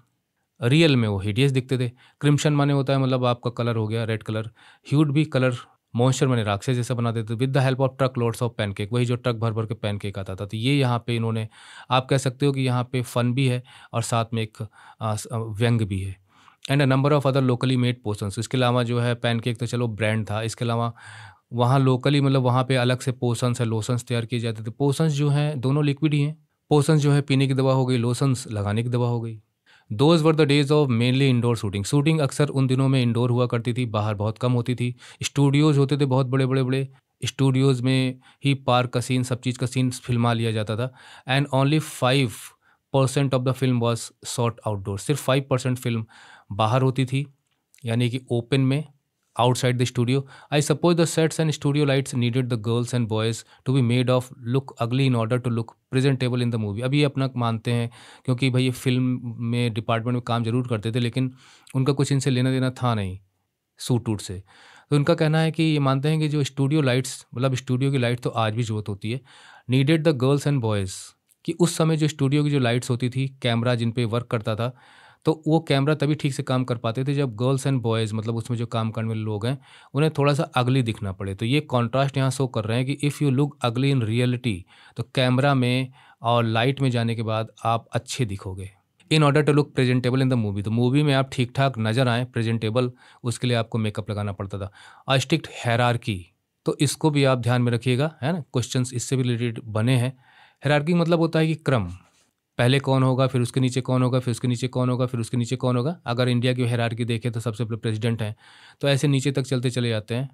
ये हर डिपार्टमेंट का, हर घर का, सबका, एक फैमिली में भी कहीं न कहीं मेंबर एक सबसे हाईएस्ट पोस्ट पे उसको जगह दी जाती है, चाहे वो अंडरस्टूड हो, चाहे रियल में बना दी गई हो। दादा है, नाना है, नानी है, बाय रिलेशन तो हायरार्की बनी जाती है। तो मेकअप डिपार्टमेंट की अपनी हायरार्की थी जो आप यहाँ स्क्रीन पे देख रहे हैं। Was maintain in the makeup department, makeup department में hierarchy, the chief makeup man, सबसे पहले आपको ध्यान देना है कि उसमें से एक चीफ मेकअप मैन होता था, और वो जो मेन कैरेक्टर्स होते थे, एक्टर्स होते थे, एक्ट्रेसेस होती थी, उनका मेकअप करता था, उनको अगली बदसूरत बनाता था। ये अशोका मित्रन का कहना है। हिज सीनियर असिस्टेंट, उसके बाद उसका एक सीनियर असिस्टेंट होता था, जो सेकंड हीरो आप कह सकते हो, मतलब जो मेन हीरो है उसके नीचे वाला जो रोल है, साइड हीरो के साइड वाला रोल, तो वो सीनियर असिस्टेंट जो है ना, उसका मेकअप किया करता था, और हीरोइन का। इसके बाद जूनियर असिस्टेंट, क्या बात है, वो मेन कॉमेडियन का किया करता था। जो उस भाई देखिए, कॉमेडियंस बहुत इंपॉर्टेंट पार्ट हुआ करते थे उस वक्त फिल्म इंडस्ट्री के। उस वक्त के भाई जो मेरी लाइफ में जो मुझे जिनमें जानता हूँ, जैसे महमूद बहुत फेमस थे, जॉनी वॉकर बहुत फेमस थे, and so fourth, means and so on. तो इस तरह से एक हायरार्की वहाँ बनी थी, मेकअप डिपार्टमेंट की हायरार्की का जिक्र कर रहे हैं। The players who played the crowd were, अच्छा इसके अलावा फिल्म में जो है क्राउड का भी सीन हुआ करता था, तो इसकी जो रिस्पॉन्सिबिलिटी थी वो ऑफिस बॉय की थी। बच्चों, ऑफिस बॉय के बारे में हम आगे भी पढ़ेंगे और इससे रिलेटेड क्वेश्चन भी पूछे गए हैं। Even the makeup department of the Gemini studio had an office boy. अब यहाँ पे कहने का मतलब क्या है कि यहाँ तक कि मेकअप डिपार्टमेंट का भी अपना एक ऑफिस बॉय हुआ करता था। तो नॉर्मली इसका मतलब ये है कि मेकअप डिपार्टमेंट में ऑफिस बॉय नहीं हुआ करते, क्योंकि ऑफिस बॉय का काम क्या होता है? ऑफिस बॉय का काम होता है कि ऑफिस को मेंटेन करना, संभालना, है ना? छोटे-मोटे काम जो कहे जाएँ उनको करना। हम इसे पियन तो नहीं कह सकते, बट ऑफिस बॉय का ये सब काम हुआ करता था। एक एजुकेटेड पर्सन हुआ करता था। तो यहाँ पे भी एक ऑफिस बॉय होता था। अब हायरार्की में सबसे नीचे था, क्योंकि ऑफिस बॉय किसी भी ऑफिस में नीचे ही पद पे होता है। On the days when there was a crowd, तो उसका क्या काम होता था, इससे रिलेटेड क्वेश्चंस पूछे गए हैं। On the days when there was a crowd shooting, तो जिन दिनों पे क्राउड शूटिंग होती थी कि भाई भीड़ को दिखाना है। आप बड़ी-बड़ी फ़िल्में देखिए, तो उनमें आपको क्राउड शूटिंग मिलेगी। तो you could see him mixing his paint, तो उनकी उनको पोतने की ज़िम्मेदारी इसकी थी। तो आप देख सकते हैं कि ऑफिस बॉय एक्टिव हो जाता था, मिक्स करता था पेंट को जायंट वेसल, जायंट माने विशाल बड़े बर्तन में, and slapping it on the crowd player. Slap माने होता है जैसे झापड़ मारना होता है, तो इस प्रकार से फत फत उनके चेहरों पे फेंक कर एक प्रकार से पोत देता था, जैसे पुताई की जाती है ब्रश से, मतलब उससे पोतने वाला जो ब्रश होता है बड़ा सा। The idea was to close every pore. दरअसल इस तरह का जो जैसे कहा जाए कि पेंटिंग की जाती थी चेहरे पे, तो वो उसका जो मकसद होता था कि जो भी पोर हैं, मतलब जो भी आपके स्किन में जो भी छेद वगैरह नज़र आते हैं, होल्स नज़र आते हैं चेहरे पे, अगर हम कैमरा में लेके जाएँ तो हमारे चेहरे के पोर्स जो हैं वो सब बंद हो जाएँ, चिकना चेहरा दिखाई दे on the surface of the face in the process of applying makeup. तो ये उसका पर्पस था। He wasn't exactly a boy. अब उसे बॉय कहना ठीक नहीं रहेगा। दरअसल ऑफिस बॉय एक पद है, लेकिन उस पद पर आप बिल्कुल भी कंफ्यूज मत होइए, बॉय नहीं था। ही was in his early 40s, लगभग वो अपनी लगभग अर्ली 40s में था, यानी 40 क्रॉस कर चुका था। 41, 42, 43 साल का रहा होगा। Having enter the studios years ago, कई साल पहले वो स्टूडियो में उसने मतलब ज्वाइन किया था, इन the hope of becoming a star actor. देखिए जो अलग अलग करेक्टर स्केच आपको वेबसाइट पे मिल जाएगा। ऑफिस बॉय को लेकर अशोक मित्रन यहाँ पे ह्यूमर भी आपको मतलब दिखाते हैं, साथ में एक आयरॉनिकल टच भी वो देते हैं यहाँ पे कि जो ये जो ऑफिस बॉय था इसकी क्या सोच थी, इसके क्या फ्रस्ट्रेशन थे, है ना? एक प्रकार से देखा जाए तो एक्सक्यूजेज़ और कंप्लेनिंग, इसका एक प्रकार से यहाँ पे नेचर आप देखेंगे दिखाया गया है। दूसरों की सफलता से चिढ़ना, खासकर सुब्बू जो आप आगे पढ़ेंगे, और ये कास्ट फैक्टर को भी घसीट के ले आता है कहीं ना कहीं, मेरे सफल ना होने के पीछे ये भी है। तो चीज़ें हमें आगे यहाँ पे करेक्टर स्केच में तैयार करना पड़ेगा, आपको वेबसाइट जाकर आप विजिट करिए, देखिए। और कुछ भी इशू होता है तो हम तो ही हैं, आपको पेड सेशंस बुक करने होंगे। He wasn't actually boy, he was in early 40s having entered the studios years ago in the hope of becoming star actor. वो स्टार एक्टर बनना चाहता था और टॉप स्क्रीन राइटर, या तो फिर स्क्रिप्ट राइटर बन जाए, वो डायरेक्टर बन जाए, या लिरिक्स राइटर बन जाए। मतलब इसका भी सोच देखिए इसकी, निश्चित है अपने को मल्टी टैलेंटेड ही समझता होगा। He was a bit of poet, और थोड़ा थोड़ा पोइट्री भी उसको आती थी। क्या बात है, बिट मतलब थोड़ा थोड़ा। In those days I worked in a cubicle, उस वक्त, अब देखिए यहाँ पे इन्होंने ऑफिस बॉय को छोड़ दिया, ठीक है ना। ये है चैटी स्टाइल, कन्वर्सेशनल स्टाइल। अब वो अपने बारे में बताने लगे अशोका मित्रन कि उन दोनों में क्यूबिकल में काम किया करता था, जैसे ऑफिस होते हैं, ऑफिस में डिफरेंट डिफरेंट जो है ना, शीशे से या लकड़ी के बना के छोटे छोटे क्यूब में, वहाँ पे बैठ के लोग काम करते हैं एक ही हॉल में। The two whole sides of which were French windows, उसके दोनों तरफ जो है फ्रेंच विंडोज़ लगी हुई थी। फ्रेंच विंडोज़ जो बड़ी बड़ी विंडोज़ होती हैं, ज़्यादा नीचे से फ्लोर से शुरू होती हैं, कांच लगे होते हैं उसमें, मतलब कांच वाली खिड़कियाँ। तो क्यूब बन गया और इस तरफ और इस तरफ दोनों तरफ जो है कांच से दिखाई देता था मैं क्या कर रहा हूँ। सामने हो सकता है कि वो ट्रांसपेरेंट ना रहा हो, पर इधर इधर ट्रांसपेरेंट था, और इधर से ओपन है, ऐसे आके कोई भी घुस जाए यहाँ पे। ऐसे अलग बगल में दूसरा क्यूब बना हुआ है। I didn't know at the time they were called French Windows, मुझे नहीं पता था कि उस वक्त उन्हें फ्रेंच विंडोज़ कहा जाता था जब वो काम करता था। Seeing me sitting at my desk, अब मैं अपने डेस्क में बैठा हूँ, और मुझे चूंकि पेपर कटिंग करनी है, तो टीयरिंग अप न्यूज़पेपर्स को मैं फाड़ रहा हूँ, टीयर कर रहा हूँ, day in and day out. मतलब चाहे दिन भर बैठा रहा हूँ, चाहे मैं, काम मेरा बस यही रहता था, day in and day out, मतलब हर रोज़, एवरी डे, और लंबे समय तक मैं बैठकर यही काम किया करता। Most people thought it was doing next to nothing. अब नेक्स्ट टू नथिंग का मतलब ये है कि मैं कुछ भी नहीं करता वहाँ पे, या बहुत कम काम, मतलब ऑलमोस्ट निग्लिजिबल। ये क्या है, फाड़ना, उनको इकट्ठा करना, ये कोई काम है? It is likely that the boss thought likewise too. ऐसा लगता है कि बॉस भी यही सोचता होगा कि मैंने इसको रखा तो हुआ है अशोका मित्रन को, और ये बस यही फाड़ता रहता है, लिखता रहता है, बनाता रहता है। ऐसा अशोका मित्रन का कहना है। यहाँ पे मतलब वो अपना रूटीन बता रहे हैं कि किस प्रकार से मतलब उनका वर्क वहाँ पे होता था। He gives a glimpse into, है ना, अशोका मित्रन खुद अपने ग्लिम्स दे रहे हैं उनका रूटीन, और वो क्या था और क्या चैलेंजेस उन्हें फेस करने पड़ते थे। So anyone who felt I should be given some occupation, तो चूंकि उन्हें लगता था कि मैं फालतू के ही काम कर रहा हूँ, तो मेरे पास समय भी है, तो किसी को भी ये लगता था, क्या लगता था, I should be given some occupation, कि भाई ऑक्यूपेशन का मतलब होता है कि भाई आपको किसी काम, कोई काम थमा दिया जाए आपको, यहाँ पे तो यही मतलब है। यानी किसी को भी लगता था कि यार इसको कहीं ना कहीं दूसरे कामों में इंगेज किया जाए, ये खाली बैठा है, इससे बातचीत की जा सकती है, और मुझे कुछ मीनिंगफुल टास्क दिया जाए, मतलब का। Would barge into, barge into मतलब बिन बुलाए मेहमान की तरह टपक पड़ते थे वहाँ पर, जबरदस्ती घुसना, टांग अड़ाना, ये सब चीज़ें। माई क्यूबिकल एंड डिलीवर, मेरे क्यूबिकल में घुस आते थे, and deliver N extended lecture, अब जितना मन में आता था उतने लेक्चर बड़े बड़े देते थे। अगर हम इस ऑफिस बॉय की बात करें जो मेकअप डिपार्टमेंट में था, had decided I should B enlightened, तो वो यहाँ पे थोड़ा सा फन है। Had decided I should B enlightened, enlightened मतलब होता है भाई इसका ज्ञान बढ़ाया जाए, है ना, नॉलेज बढ़ाई जाए, तो ज्ञान बढ़ने चले जाते थे। How great literary talent was being allowed, और लेक्चर देता था कि कितने बड़े बड़े लिटरेरी टैलेंट हैं, मतलब जो लिटरेचर में जिनको काफ़ी मतलब एक्सपर्ट हैं, टैलेंट है was being allowed to go waste, कितना वेस्ट हो रहा है यहाँ पे डिपार्टमेंट में। Fit only for barbers and perverts, अब देखिए वो जहाँ काम कर रहा है उसी को क्रिटिसाइज़ कर रहा है ना। बार्बर्स हो गए, आप जानते हैं, परवर्ट्स मतलब बिगड़े लोग, बिगड़े ख्याल के लोग, जिन्हें हम लंपट भी कह सकते हैं, क्योंकि थोड़ा सा उस रूप में भी यूज होता है।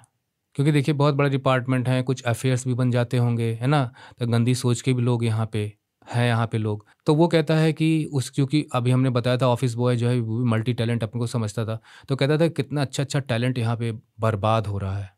तो कुछ लोगों को होता है, शुरू हो जाते हैं तो रुकते ही नहीं है, तो वो स्थिति ऑफिस बॉय की थी। तो ये भी करेक्ट स्केच में आपको डालना पड़ेगा। Soon I was praying for a crowd, तो जब वो बोलना शुरू करता था तो मैं प्रार्थना करने लगता था, हे ईश्वर, क्राउड शूटिंग शुरू हो जाती तो भाग जाता यहाँ से। Nothing short of it could save, nothing short of it का मतलब होता है इससे कम में कुछ भी नहीं चलने वाला। Nothing short of it could save me from his epics, epics होते हैं महाकाव्य, जैसे रामायण महाभारत। तो ये जो महाभारत लेके शुरू हो जाता है, रामायण अपनी कहना शुरू कर देता है, ये तभी बंद होगी जब क्राउड शूटिंग का समय आएगा और जब यहाँ से जाना पड़ेगा इसको। तो ये यहाँ पे इन्होंने थोड़ा सा फन भी दिया है, थोड़ा सा सटायर भी दिया है कि वो अपना फ्रस्ट्रेशन निकालने यहाँ पे आता था, और ग्रेट लेक्चर देता था, जिसको इन्होंने एनलाइटनमेंट के रूप में यूज़ किया है।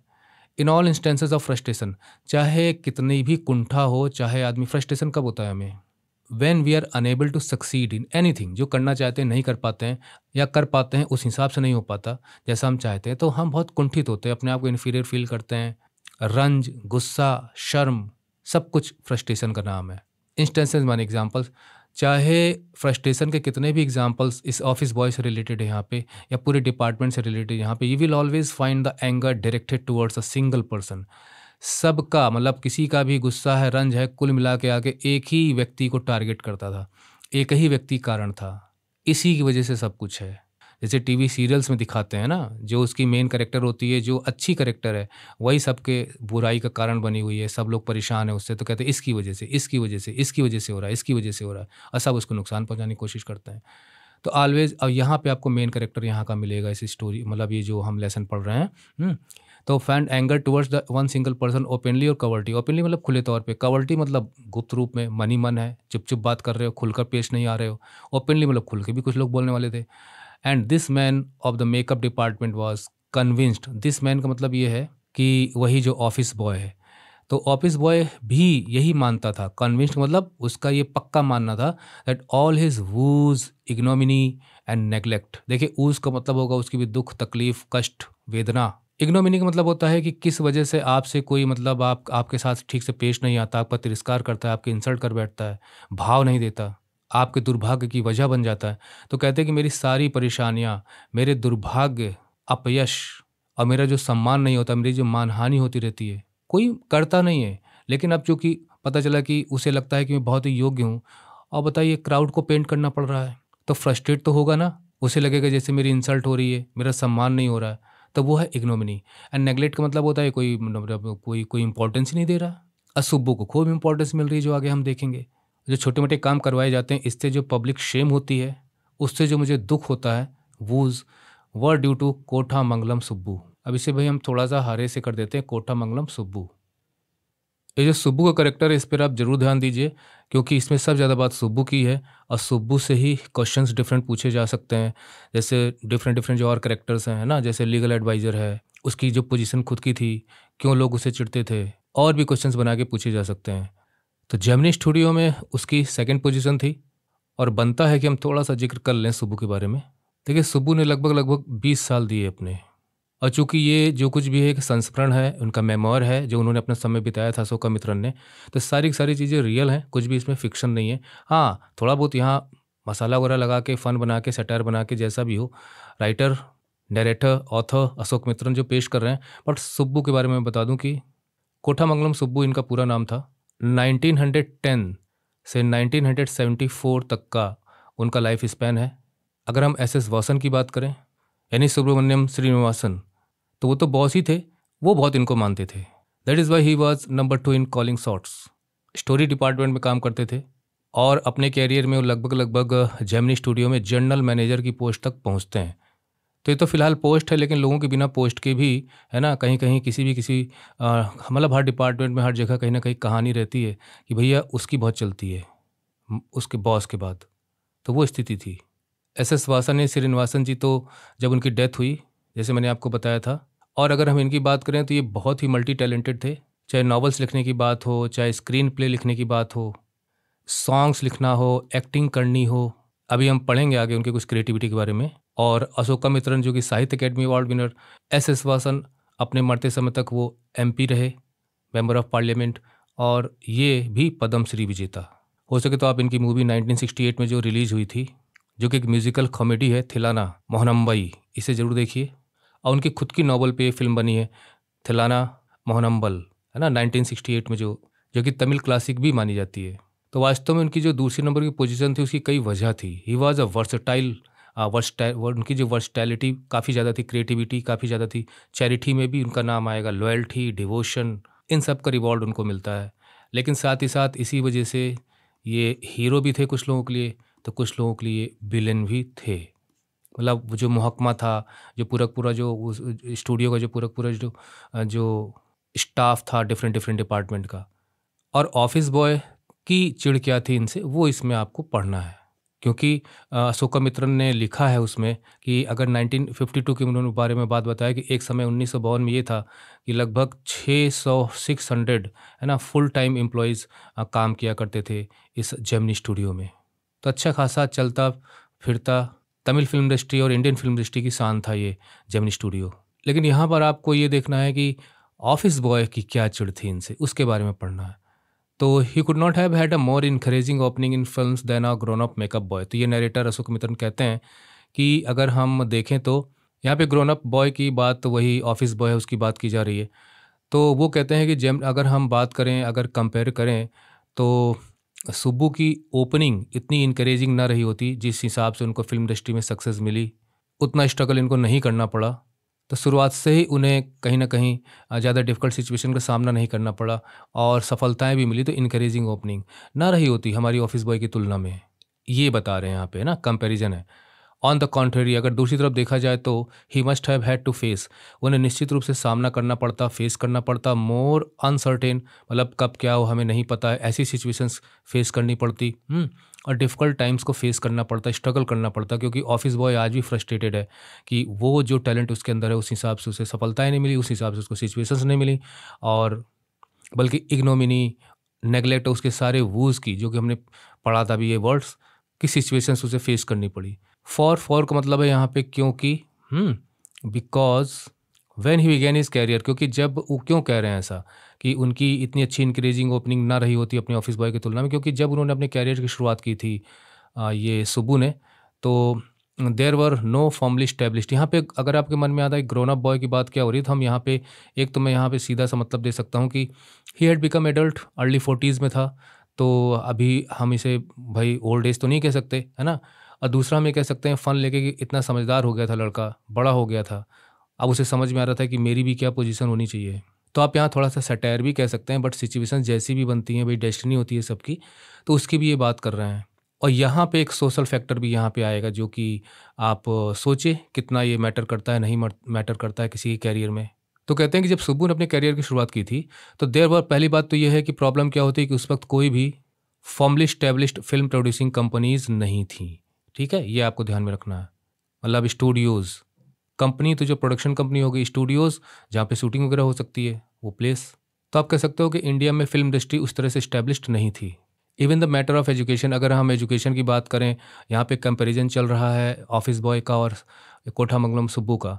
स्पेशली फॉर्मल एजुकेशन की बात करें, फॉर्मल एजुकेशन का मतलब ये है कि भाई आप कॉलेजेस, स्कूल्स को अटेंड करते हो, भले आपके अंदर ज्ञान काफ़ी है, लेकिन आपके अंदर सर्टिफिकेट्स नहीं है, फॉर्मल सर्टिफिकेट्स नहीं है, तो आप क्या करोगे। इनफॉर्मल एजुकेशन तो आदमी के पास होती है, घर में पढ़ लेता है, लोगों से सीख लेता है। फॉर्मल एजुकेशन जो स्कूल कॉलेजेस में, यूनिवर्सिटीज़ में आप डिफरेंट बोर्ड्स, रूल्स रेगुलेशन को फॉलो करते हुए लेते हैं, लीगल तरीके से सर्टिफिकेट्स आपके पास होती हैं। Subbu couldn't have had an appreciable lead over our boy. Lead का मतलब होता है कि आप किसी मामले में आगे हैं, तो एजुकेशन के मामले में भी वो ऑफिस बॉय से आगे नहीं थे, उनकी एजुकेशन उतनी नहीं थी जितनी ऑफिस बॉय की थी।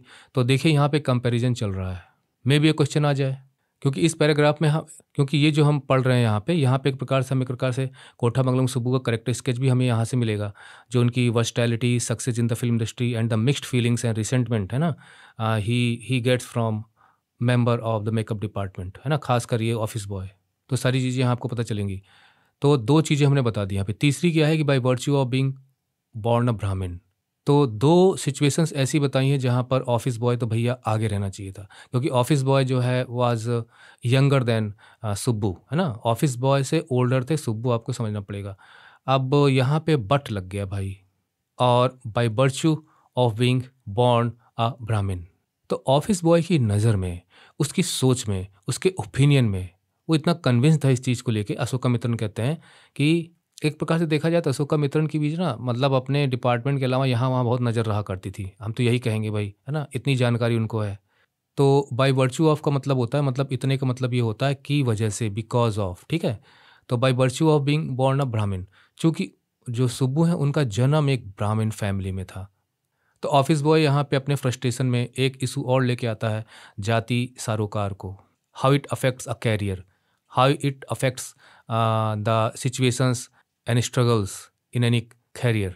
तो कहता है वैसे तो ये कम ही पड़ेंगे, लेकिन ब्राह्मण फैमिली में जन्म होने की वजह से समाज में उन्हें कुछ चीज़ें, प्रिविलेजेस, प्लस पॉइंट्स ऑलरेडी मिल गए, जिसे कहा जाए कि ऑलरेडी उनकी शुरुआत में ही उनके कुछ स्कोर्स उनको बने बनाए मिल गए। बनी बनाई एक ब्राह्मण फैमिली में जन्म होने की वजह से उनको फ़ायदा मिला। यहाँ वर्च्यू दिया गया, इस वर्च्यू का मतलब डिफरेंट, इस वर्च्यू का मतलब ये है कि वैसे तो इसका मतलब होता है कि any good quality, moral quality, behaviour, लेकिन यहाँ पे वर्च्यू का मतलब है कि एडवांटेज, फ़ायदा, खूबी आप कह सकते हो ना, फ़ायदा आप कह सकते हो, खूबी आप कह सकते हो, विशेषता आप कह सकते हो, ठीक है। तो ऐसे आपको यहाँ पे इसको समझना पड़ेगा कि ब्राह्मण फैमिली में जन्म होने की वजह से, और ये एक वर्च्यू सच में था इंडीड, मतलब yes real it was a virtue, मतलब बिल्कुल एक ब्राह्मण फैमिली में जन्म लेने की वजह से ये फ़ायदा, ये विशेषता, एक ब्राह्मण होने की विशेषता, ये खूबी, ये कहीं ना कहीं कामयाब उनको करने में इसका योगदान था। ही मस्ट हैव हैड एक्सपोजर। अब यहाँ पे कह रहा है कि निश्चित है कि ब्राह्मण फैमिली में जन्म होने की वजह से उनका जो एक्सपोजर है, एक्सपोजर का मतलब होता है कि उनका जो सामना हुआ होगा लोगों से, उनका जो पाला पड़ा होगा लोगों से, उनकी जो खुद की पहुंच बनी होगी उस परिवार में, मतलब एक ब्राह्मण होने की वजह से। तो देखिए बच्चों, यहाँ पे कास्ट एक स्टिग्मा हमारे समाज में, हिंदू सोसाइटी में है।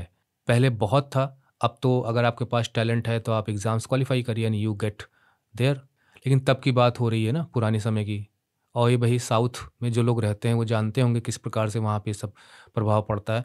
तो impact of being born in a Brahmin family, तो he they get exposure to more affluent situations. देखिए सिचुएशंस, परिस्थितियाँ हो गई। एफ्लुएंट मतलब होता है कि भाई समृद्ध, धनी, well to do, having good fortune. तो उनका प्रभावी लोगों से, इन्फ्लुएंशियल पीपल से, और ज़्यादा दिक्कत वाली सिचुएशन को उनको सामना ना करना पड़ा होगा, डिफ़िकल्ट सिचुएशन का सामना ना करना पड़ा होगा, जितना एक ब्राह्मण फैमिली में जन्म ना होने की वजह से उनको झेलना पड़ता। तो परिस्थितियाँ उनकी इतनी दिक्कत वाली ना रही होंगी, लोग बहुत ही प्रभावी रहे होंगे जहाँ से उनका पाला पड़ा होगा। He had the ability to look cheerful. अब यहाँ पे आता है उनका करेक्टर। तो आप समझ गए होंगे कि व्हाट वाज द रियल, उसके ऑफिस बॉय के हिसाब से रियल कारण क्या था उनकी राइज का। जबकि comparatively he had two problems to face, जो हमने बताई थी आपको। कोठामंगलम की आप करेक्टर स्केच करें, सुब्बू की करेक्टर स्केच करेंगे तो आपको लिखना पड़ेगा कि खुश रहा करते थे, प्रसन्न रहते थे, है ना। प्रसन्नता सेहत पर अच्छा असर लेके आती। एट ऑल टाइम्स, चाहे जैसा भी समय हो, वो he look cheerful even after having had a hand in flop film. अगर फिल्म फ्लॉप भी हो जाए तो भी मुस्कुराता चेहरा। He always had work for somebody, किसी ना किसी के लिए, मतलब हमेशा वो, क्योंकि नंबर 2 पोजीशन पे थे तो कुछ ना कुछ काम और लोगों के लिए उनके पास रहता ही था। कहने का मतलब ये है कि वो बहुत ही लॉयल था। इसका मतलब वो अपने बॉस के हिसाब से चलने की कोशिश करता था। He could never do any things on his own. अब ये बता रहा है कि सबके लिए तो उसके पास कुछ ना कुछ काम रहता था, खुद अपनी तरफ से कोई काम नहीं करता था। कर सकता था, ये भी कैरेक्टर स्केच में आपको डालना पड़ेगा कि अपने आप से कुछ, जैसे किसी को जगा दिया जाए तो एक्टिव हो जाए, तो वो स्थिति इनकी थी हनुमान की तरह कि लंका पार कैसे, समुद्र पार करके कैसे जाया जाए, तो सब दुखी हैं, हनुमान भी बैठे हुए हैं। जब हनुमान को जब बताया गया कि तुमने तो बचपन में ही सीधा सूरज को लीलने के लिए दौड़ पड़े थे, खाने के लिए फल समझ के, उतनी दूरी जा सकते हो तो ये तो कुछ भी है नहीं है समुद्र। तो उन्हें जब याद दिलाया गया, क्योंकि उनको श्राप मिला था ना कि आप भूल जाओगे, वक्त पड़ने पे आपको याद नहीं रहेगा, कोई याद दिलाएगा तो याद आएगा। उसके बाद फिर उन्होंने जो छलांग लगाई है, पहुंच गए बाहर। तो ये कोठामलंग सुब्बू का यही हार था कि ही could not ever two things on his own. अपने आप से तो वो नहीं कर पाते थे, but his sense of loyalty, लेकिन सेंस ऑफ लॉयल्टी का मतलब होता है कि हमें अपने मालिक के प्रति, अपने बॉस के प्रति, अपने एम्प्लॉयर के प्रति जो हमारा फ़र्ज है, जो हमारा कर्ज है, जो हमारी ड्यूटी है, उसमें सिंसियर रहना है। तो स्वामी भक्ति, वफादारी, ईमानदारी के गुण उनके अंदर थे। Made him identify himself with this principle completely.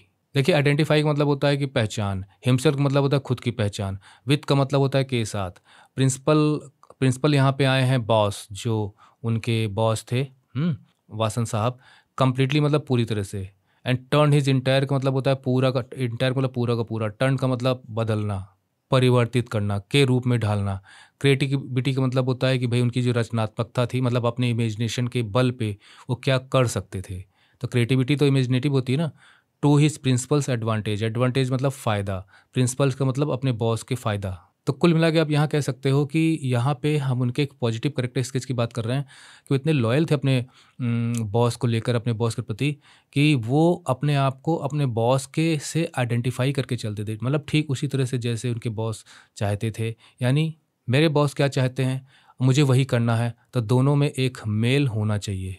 तो अपने बॉस के हिसाब से चलने की वो कोशिश करते थे।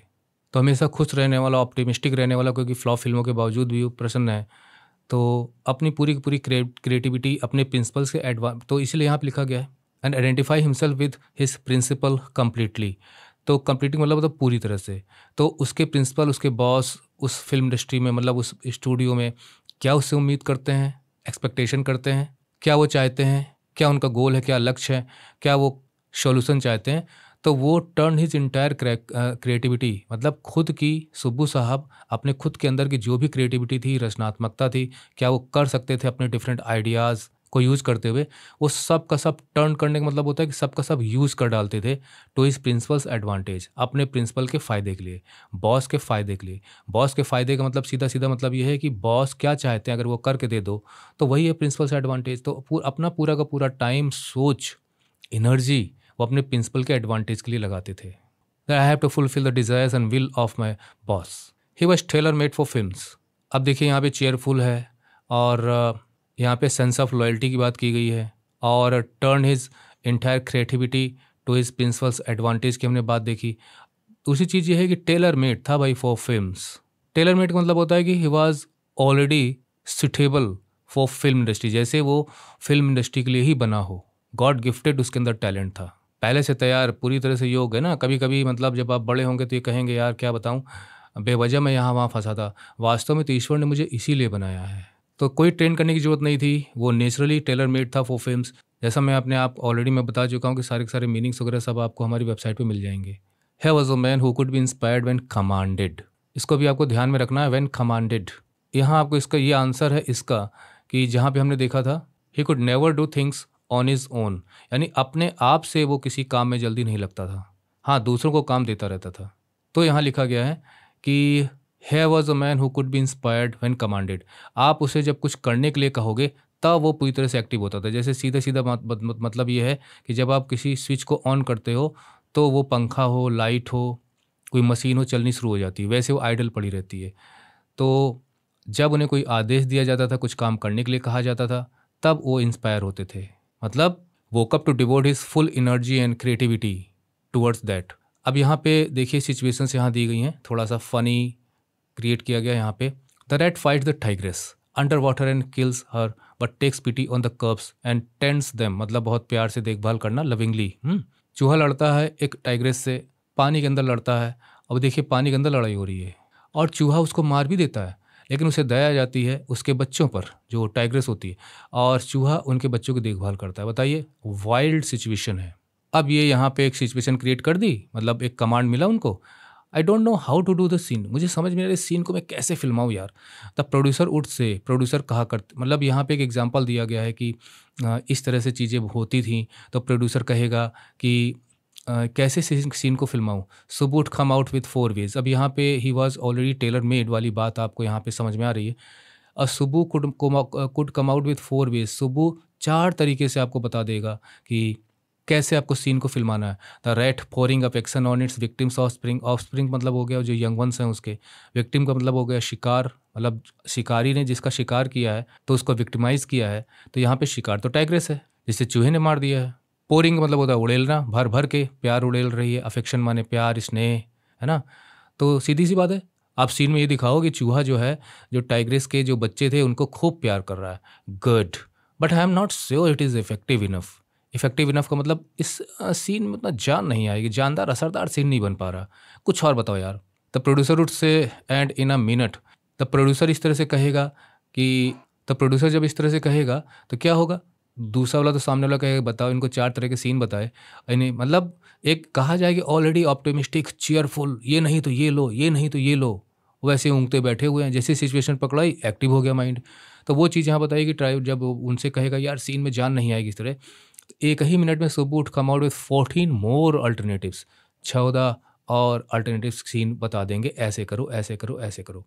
तो that is why he was the most suitable for films, है ना, क्योंकि आगे हम देखेंगे वर्सटाइल करेक्टर था। Film making must have been and was, तो फिल्म मेकिंग जरूर रही होगी और थी भी वास्तव में with a man like Subbu. अगर सुब्बू जैसा व्यक्ति आपके पास हो तो फिल्म मेकिंग आसान हो जाती है, क्योंकि फिल्म मेकिंग क्या है, it is a matter of imagination, art, creativity. कितना इफेक्टिव आप सीन को कर सकते हैं, कितना इफेक्टिव आप डायरेक्शन दे सकते हैं, कितना इफेक्टिव आप एक्टिंग करवा सकते हैं कि लोगों को हार्ट को आप टच कर सकें। तो सुबह जैसा व्यक्ति है तो सारी चीज़ें आसान हो जाती थी अराउंड, एंड इफ़ आपके आसपास सुबह जैसा व्यक्ति हो, and if ever there was a man who gave direction. और सच में बोल रहे हैं अशोका मित्रन जी कि हमको लगता है अशोका मित्रन जी की इनसे जमती रही होगी। And if there was a man who gave direction and definition to Gemini Studios. और अगर कहा जाए कि जेमिनी स्टूडियो में अगर कोई आदमी था who gave direction and definition, जो दिशा भी देता था, डेफिनेशन का मतलब होता है कि जेमिनी स्टूडियोज़ की जो पहचान बनी हुई थी, जेमिनी स्टूडियो वास्तव में है क्या, उसके प्रति जो लोगों के विचार बनते थे, वो डेफिनेशन हो गई। तो जेमिनी स्टूडियोज़ की डेफिनेशन, उसको डिफ़ाइन करना, डायरेक्शन करना, उसकी अपनी खुद की जो वहाँ पे डिफरेंट और जो स्टूडियोज़ थे, है ना? इंडियन फ़िल्म इंडस्ट्री में जेमिनी स्टूडियो क्या चीज़ है, उसकी वजह ये आदमी था। ड्यूरिंग इट्स गोल्डन ईयर, जो इनका गोल्डन ईयर था। जैसे मैंने आपको शुरू में बता चुका हूँ कि आज तो वहाँ पे 5 स्टार होटल है और भी आस-पास का कंपाउंड बिक रहा है, वहाँ कुछ ना कुछ बनेगा ही।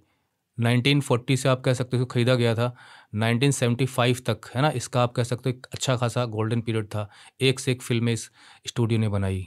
तो वो जो उसका सुनहरा दौर था, सुब्बू उसकी बहुत बड़ी वजह था। तो क्यों ना भाई इसको नंबर 2 पोजीशन मिले, क्यों चिढ़ना चाहिए ऐसे व्यक्ति से? Subbu had a separate identity. अब यहाँ पे बताया गया कि वो टेलर मेड फॉर फ़िल्म्स था। लेकिन सुब्बू की और भी पहचान थी, है ना? क्या पहचान थी कि एक पोएट भी उसके अंदर था, दो he was certainly capable of more complex and higher forms. More complex and higher forms का मतलब ये है कि वो फ़िल्म इंडस्ट्री में आ गए, अगर वो पोएट्री करते रहते, लिखते रहते, तो वो इतने काबिल थे कि और मतलब सिंपल नहीं, जो सिंपल नहीं हो, कॉम्प्लेक्स है, तो और डिफरेंट डिफरेंट स्टाइल्स की पोएट्री लिखने के वो हकदार थे और बढ़िया पोएट्री कर सकते थे और ऊंची पोएट्री कर सकते थे। एक पोएट के रूप में अच्छा स्थान वो हासिल कर सकते थे। ये भी गुण उनके अंदर था। तो देखिए, यह है वर्सटैलिटी। ही डेलिबरेटली चूज़, जानबूझकर, मतलब उन्होंने चुना to address his poetry to the masses. तो अब यहाँ पे देखिए, बात करते-करते हम उनकी पोएट्री की बात करने लग गए।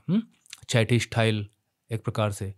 तो उन्होंने जानबूझकर अपनी जो पोएट्री थी, जो पोएम लिखते थे, वो जनता के लिए लिखते थे, जिन्हें हम कहते हैं फ़ोक, है ना? आम लोगों के लिए लिखते थे। उनकी पोएट्री में फ़ोक देखने को मिलता था। एड्रेस मतलब होता है संबोधन करना, आप किससे बात करना चाहते हैं अपनी पोएट्री में, किसको एड्रेस करना चाहते हैं, किसको टारगेट करके लिखना चाहते हैं। His success in films overshadowed and dwarfed his literary achievement. Literary achievement का क्या है मतलब? वो पोएट्री लिखते, हो सकता है नॉवेल्स लिखते, लिखे भी उन्होंने, ऐसी बात नहीं, क्योंकि वो हम आगे देखेंगे। लेकिन फ़िल्म्स में उन्हें ज़्यादा सफलता मिली। जैसे कि कहा गया था कि उनकी इतनी अच्छी ओपनिंग ना रही होती, शुरू में हमने पढ़ा था ना, ऑफ़िस बॉय की तुलना में ऑफ़िस बॉय कहाँ का कहाँ पड़ा रह गया और ये कहाँ से कहाँ पहुँच गए, नंबर 2 पोज़ीशन पहुँच गए। तो फ़िल्म्स में उनकी सक्सेस की वजह से जो उनका जो लिटरेरी गुण था, जो उनके अंदर टैलेंट था, जो इंस्टिंक्ट थी कि वो लिख सकते थे, पोएट्री कर सकते थे, लिटरेचर लिख सकते थे, उन्होंने लिखा भी शुरू में, उसको फ़ीका कर दिया, बौना कर दिया, उस पर हावी हो गया, उसको दबा दिया फ़िल्म की सक्सेस ने, और वो पोएट्री से ज़्यादा, अपने लिटरेचर से ज़्यादा फ़िल्मों में समय देने लगे। ड्वार्फ का मतलब होता है भई बौना बना देना। तो बौना बनाने का मतलब यहाँ पे मेटाफोरिकल वे है इन सारी चीज़ों कहने का, कि उनका लिटरेचर छोटा पड़ गया और फ़िल्म उसमें सक्सेस ज़्यादा बड़ी हो गई। और सो हिज क्रिटिक्स फेल्ट, और ऐसे उसके आलोचकों का भी मानना था कि हाँ भाई, सच में अगर वो पोएट्री करते रहते तो more complex and higher forms को लिख सकते थे, लेकिन फ़िल्मों ने उनके इस पहचान को उभरने नहीं दिया। He compose several truly original story. तो अब थोड़ा-सा हम समझ लेते हैं कि ऐसा क्यों कहा जा रहा है। उन्होंने सच में कुछ सच्ची ओरिजिनल स्टोरीज़ को कंपोज़ किया पोएम्स में, है ना? इन फ़ोक रेफ़्रेन एंड डिक्शन। रेफ़्रेन का मतलब हो गया कि आप जब पोएट्री या गीत सुनते हैं तो जो बार-बार जो लाइनें रिपीट होती हैं उसका रेफ़्रेन होता है। अ रिपिटिशन इन द पोएट्री और सॉन्ग, इसे टेक कहा जाता है। तो राग का दोहराना, है ना? और इस तरह से रिपिटिशन टेक कहलाता है। और डिक्शन, डिक्शन हो गया लहज़ा, ढंग, टोन, कौन से शब्द चुनने हैं, उनको कैसे बोलना है, उसकी शैली क्या है। तो डिक्शन तो उनका फ़ोक वाला था। जैसे बुंदेले हर बोलों के मुँह, हमने सुनी कहानी थी, बड़ी लड़ी मर्दानी वो तो झांसी वाली रानी थी। अगर लाइनें मुझे याद हैं तो। तो सबका अपना डिक्शन होता है। तो फ़ोक पर बेस्ड उनकी थीम हुआ करती थी गीतों की, तो उस तरह बोले जाएँगे। And also wrote at sprawling novel. हाँ, इसको आपको ज़रूर याद रखना है। मान लीजिए कोई क्वेश्चन आ जाए जहाँ पे आपको सुब्बू का ये जो पोएट्री वाला जो टैलेंट था, लिटरेचर वाला लिटरेरी टैलेंट, तो उसको बौना कर दिया, तो आप कैसे साबित करोगे? तो वो आपको लिखना पड़ेगा ना। तो ये है थिलाना मोहनम्बल। ये नॉवल है जिसके बारे में मैंने आपको बताया था, विद डज़न्स ऑफ वेरी डेफ्टली मतलब बड़ी चतुराई से, चालाकी से, ढंग से, है ना, तरतीब से, मतलब पूरा माइंड का यूज़ करते हुए, एच्ड का मतलब क्या होता है? एच्ड का मतलब सीधा इस तरह समझिए कि किसी सरफेस पे आप, एक तो ये है कि आप पेंट से लिख दीजिए, दूसरा है कि उसमें खुरुच-खुरुच के आप कुछ लिखिए, उकेरिए उसमें, तो गढ़ दीजिए। उस तरह की चीज़ों को हम एचिंग कहते हैं। तो ये जो नॉवल है, इस नॉवल में दर्जनों कैरेक्टर हैं जिनको बहुत अच्छे ढंग से उकेरा है, उभारा है। उसमें जब आप पढ़ोगे तो कैरेक्टर आप पे बहुत बड़ी छाप छोड़ेंगे। तो वेल एस्टैब्लिश्ड कैरेक्टर्स उस नॉवल में हैं। बड़े प्रभावी ढंग से उनको उन्होंने पेश किया है। He quite successfully recreated the mood and manner of the devadasis of the early 20th century. तो भैया देवदासी तो हिस्ट्री का विषय है और हालांकि सामाजिक मुद्दा भी है कि जिनको ये प्रथा दक्षिण में ज़्यादा थी कि मतलब किसी स्त्री को देव मतलब मंदिर में देवताओं को समर्पित कर दिया जाता था तो फिर वहीं रहती थी और उन्हीं की सेवा में लगी रहती थी। हालांकि देवदासीज बाद में चल के उनको लेके डिफरेंट इशूज़ बने, उनका एक्सप्लॉयटेशन काफ़ी होने लगा। तो वो सब चीज़ उन्होंने अर्लियर 20th सेंचुरी में जो नॉवल लिखी थी उसमें ये चीज़ को उन्होंने बनाया है इस नॉवल में अपना एक थीम का हिस्सा। He was an amazing actor. Actor तो गजब के थे। अब आ गए भाई देखिए कंपैरिजन लिटरेरी अचीवमेंट्स लेके, लिटरेरी टैलेंट्स लेके, लिटरेरी कैपेबिलिटीज़ के बाद अब आ गए फिल्में। He never aspire to the lead roles. कभी उनकी इच्छा नहीं होती थी कि उन्हें हीरो ही बना के पेश किया जाए, है ना? मस्त आदमी था। बट व्हाटएवर सब्सिडरी रोल का मतलब ये हो गया कि भाई सेकंड लेवल के, थर्ड लेवल के, दूसरे दर्जे के रोल जो भी उन्होंने प्ले किए in any of the film, किसी भी फिल्म में he perform better than the supposed main players. उस फिल्म के मेन प्लेयर से भी ज़्यादा अच्छा रोल उन्होंने किया। He had a genuine love, सच्चा प्रेम था फॉर एनीवन, किसी भी के लिए। ही केम अक्रॉस, जिससे भी उनकी मुलाकात हो जाती थी। And his house was a permanent residence. और उसका उदाहरण यहाँ पे, अब यहाँ पे हम उनकी चैरिटी के बारे में पढ़ेंगे, ठीक है? ये तो देखिए अगर हम देखें यहाँ पे तो शुरू में हमने थोड़ा सा देखा उनकी पोजीशन क्या थी, फिर हमने देखा कि उनका पर्सनल ट्रेट क्या था, कैसे वो अपनी लॉयल्टी से फिल्म में मदद करते थे, टेलर मेड कैसे थे। फिर उनकी एक अलग पहचान भी बन सकती थी भी, लेकिन वो दब गई फिल्म में सक्सेस की वजह से, तो वो भी हमने देखा। अब हम यहाँ देखेंगे कि उनका एक और करेक्टर स्केच का हिस्सा था कि बहुत ही दयालु, कृपालु, है ना, और उदार हृदय के व्यक्ति थे ये। वो क्या था कि कोई भी मिल जाए, कि वो इंसानियत से प्रेम करते थे, कोई भी नहीं मिल जाए कोई दिक्कत नहीं है। और इसका उदाहरण ये था कि उनका जो घर था जहाँ वो रहते थे, निवास था, वो परमानेंट हमेशा for dozens of near and for relation मतलब होता है चाहे दूर के नज़दीक के जो भी रिश्तेदार हैं, है ना, अक्वेंटेंसेस, परिचित लोग हैं, उनका घर इनसे भरा रहता था, है ना। उनका जो घर था वो परमानेंट एक प्रकार से रेसिडेंस इन लोगों के लिए बना हुआ था, आते रहते थे लोग। ऐसा कब होता है? जिस घर में उन्हें कुछ स्पेस मिलेगा, जगह मिलेगी। जगह मिलने का मतलब रहने की नहीं है, जब उनकी सुनी जाएगी, उनकी कद्र होगी, उन्हें लगेगा कि भाई हमारी परवाह भी की जाती है, हम चले जाएंगे कंफर्टेबली, सहज रूप से, खाना भी मिल जाएगा, पीना मिल जाएगा, रहने को मिल जाएगा, सोने को मिल जाएगा, हमारी भी आवभगत होगी। तो लोग आते रहते थे, उनके घर में ऐसा बना ही रहता था माहौल। इट सीम्ड अगेंस्ट सुब्बूज नेचर, और सुब्बू के स्वभाव के खिलाफ था। क्या खिलाफ था भाई? To be even conscious that, conscious मतलब होता है कि जो आपके माइंड में है, आप नहीं भी सोच रहे हैं तो भी कहीं ना कहीं किसी कोने में बैठा हुआ है, आप सजग हैं उस चीज़ को लेके, आपके दिमाग में बात रहती है, you are aware of that.